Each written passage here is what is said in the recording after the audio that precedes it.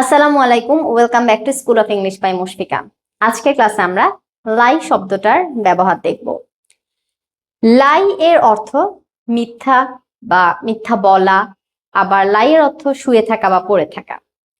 তো লাই শব্দটা যখন মিথ্যা বলা বা শুয়ে থাকা এগুলো অর্থ প্রকাশ করে তখন এটা ভার্ব। আজকে আমরা ভার্ব হিসেবে লাই এর ব্যবহার দেখব। তাহলে লাই দিয়ে দুইটা অর্থ আমরা দেখছি, মিথ্যে বলা, শুয়ে থাকা।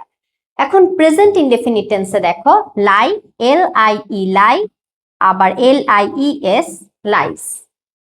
যেমন আমি ভাত খাই, আই ইট রাইস, সে ভাত খায়, হি ইটস রাইস। একইভাবে এখানে আমি মিথ্যা বলি, আই লাই, সে মিথ্যা বলে, হি লাইস।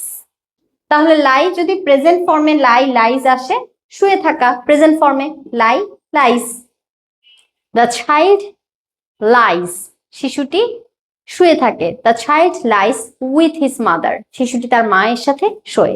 আর যদি অনেকের কথা বলি, the children lie with their parents, শিশুরা তাদের বাবা মার সাথে শোয়ে। তখন লাই লাইস। একইভাবে এখানেও দেখেছো লাই লাইস।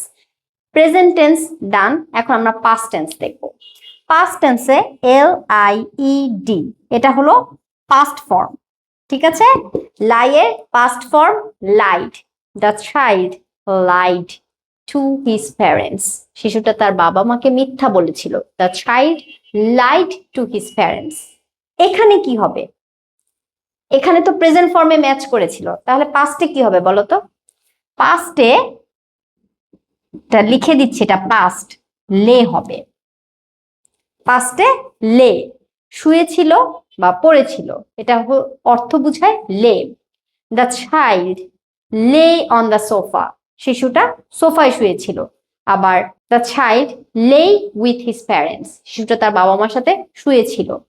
তাহলে মিথ্যা বলার ক্ষেত্রে কিন্তু তোমাকে টু ইউজ করতে হচ্ছে, আর শুয়ে থাকার ক্ষেত্রে উইথ। ওকে, এরপর আমরা দেখব কন্টিনিউয়াস টেন্সে। হ্যাঁ, প্রেজেন্ট কন্টিনিউয়াসে, দ্য প্রেজেন্ট কন্টিনিউয়াসে LYING লাইন। লাই এই ওয়ার্ডটা প্রেজেন্ট কন্টিনিউয়াসে আসলে লাইন।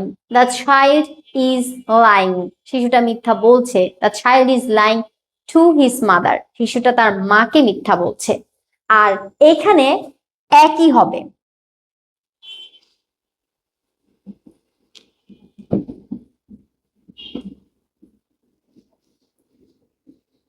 যখন তুমি শুয়ে থাকা অর্থে বলবে, প্রেজেন্ট কন্টিনিউয়াসে লাইংই হবে। The child is lying with his mother, শিশুটা তার মায়ের সাথে শুয়ে আছে। The child is lying with his mother. তাহলে the child is lying to his mother, to his mother বললে বুঝাবে শিশুটা তার মাকে মিথ্যা বলছে। এই মুহূর্তে চলছে কাজটা প্রেজেন্ট কন্টিনিউয়াস। আর একই ভাবে প্রেজেন্ট কন্টিনিউয়াসে শিশুটা তার মায়ের সাথে শুয়ে আছে। The child is lying with his mother. তাহলে এক জায়গায় লাইন টু, আরেক জায়গায় লাইন উইথ। এটা দিয়ে কিন্তু তুমি আলাদা করতে পারবে কোথায় মিথ্যা বলা বোঝাচ্ছে আর কোথায় শুয়ে থাকাটা বোঝাচ্ছে। এখন আমরা দেখব লাই এর পাস্ট পার্টিসিপল। লাই এর পাস্ট পার্টিসিপলে হবে lied. The child has lied to me, শিশুটা আমাকে মিথ্যা বলেছে। এটা হ্যাজ লাইড বলেছি, তার মানে প্রেজেন্ট পারফেক্ট টেন্সে বললাম। The child has lied to me, শিশুটা আমাকে মিথ্যা বলেছে। তাহলে লাইয়ের পাস্ট পার্টিসিপল লাইড, আবার লাইয়ের পাস্ট ফর্মও লাইড। কিন্তু এখানে দেখো লাই এর পাস্ট পার্টিসিপলটা লেইং। এখানেই বেশিরভাগ স্টুডেন্ট ভুল করে, যেহেতু এখানে দেখছে লাই লাইজ, পাস্টে এসে লেই, তখন দেখা যাচ্ছে এখানে আর বুঝতে পারে না লেইন কোন অর্থ। লেইন বুঝায় শুয়ে থাকা অর্থে। The child has lain on the sofa, শিশুটা সোফায় শুয়েছে। The child has lain on the sofa. তাহলে তোমরা দেখছো প্রেজেন্ট টেন্সে lie lie lies lie lies, past টেন্সে লাই লাইড, আর এখানে পাস্ট টেন্সে লাই থেকে লেই হবে। প্রেজেন্ট কন্টিনিউয়াসে লাই থেকে লাইন হবে, আবার শুয়ে থাকা অর্থেও লাই থেকে লাইন হবে। পাস্ট পার্টিসিপলে লাই থেকে লাইট হবে, আবার এখানে লাই থেকে লেইন হবে। আশা করি তোমরা এর ব্যবহারে আর ভুল করবে না। Thanks for watching. আসসালামু আলাইকুম।